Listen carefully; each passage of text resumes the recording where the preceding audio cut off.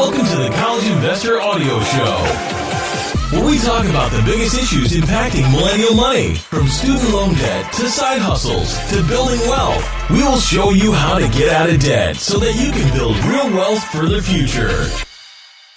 Hey guys, it's Robert from the College Investor, and I am super excited to talk to you today about the student loan interest deduction. Is it savings or is it a scam?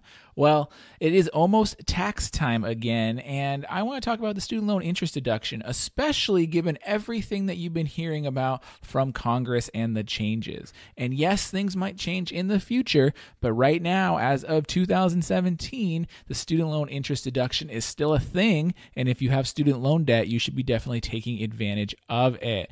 But let's look at whether the student loan tax deduction is really helpful savings or not. So, what is the student loan interest deduction? Well, you can deduct up to $2,500 of any student loan interest that you paid on your tax return. The great thing about this deduction is that it's an adjustment to your income, so you don't even have to itemize your returns, and you might have heard a lot about itemized deductions. Well, student loan interest deduction isn't that. So this is very helpful for young adults and college students, since many of them don't necessarily itemize their tax return. You can claim the student loan interest deduction if you meet the following criteria. You paid interest on a qualified student loan, and you are obligated to pay that interest on that student loan, so it's not like it's a kid's student loan. Your adjusted gross income is less than $75,000 a year or $155,000 a year if you're filing jointly, and you cannot be claimed on somebody else's return. So, what are the benefits? Why does this exist? Well, like all deductions in the tax code, the goal is to incentivize something. In this case, the goal is to incentivize education by making it more affordable for individuals who get student loans to pay for their college. Here's the premise. If you want to get a higher education and you can't afford it, you don't have many options. But you can get a student loan, and the government wants to make that more affordable to incentivize you. But since they can't control the cost of education, they can lower the cost of student loans. And since most student loans are subsidized by the government, it doesn't really hurt the government at all to give a little incentive to students. So here's how that math works. The maximum student loan interest deduction is $2,500. That means you can lower your taxable income by that amount. So if you're a recent graduate at an entry-level job, maybe you make $40,000 per year. So to make things simple, if you were debt-free, you just get the standard interest deduction or the standard deduction at $59.50. So that means your taxable income would be $34,000 on that $40,000, and you'd owe about $4,600 in taxes. But if you include that student loan interest deduction, you get to deduct an additional $2,500. That would reduce your taxable income to $31,500, which lowers your taxes to $4,300. So basically, you get to save $300 from your taxes from that student loan interest. Do you see why it's a nice savings for you? But here's why it's a scam in my mind. I mentioned above how the government is attempting to subsidize education and make it more affordable by offering this deduction. However, the big side effect of this is that they're incentivizing debt. Instead of looking for other ways to pay for school, the mantra becomes go get student loans because your high-paying job after graduation will make it easy to pay off. But that isn't always the case, and many borrowers who are struggling know that. Last year, the average salary 10 years after graduation from an Ivy League school was $137,000 a year. And that's 10 years, and that is an Ivy League school.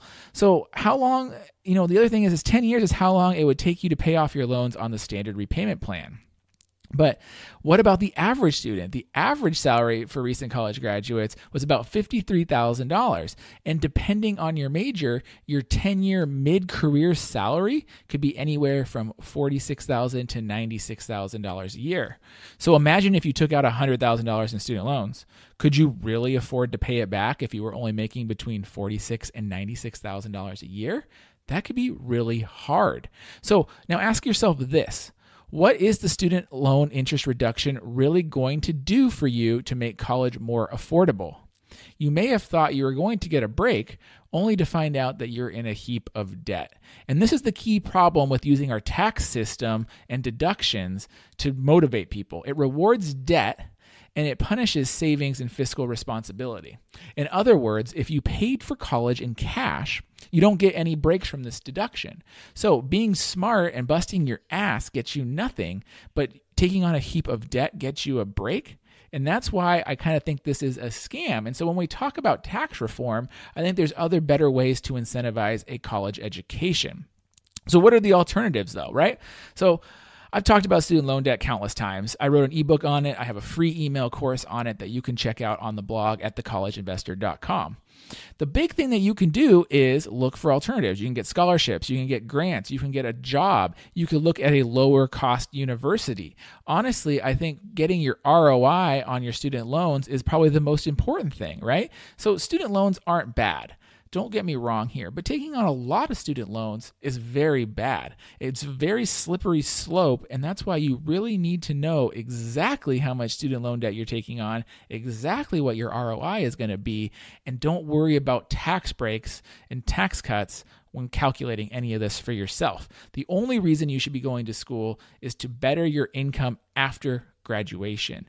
If it's not going to do that for you, school is not the right choice for you, and you should look at other ways to better your skills, to better your job and income prospects.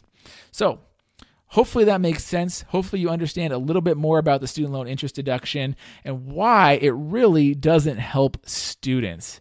If this sounds interesting to you, you could read more about it at thecollegeinvestor.com/episode 20. And you can always sign up and take our free email course on the blog if you want help with your student loan debt. All right, guys, I hope you found this episode important and helpful, and I will talk to you next time. Thanks, guys.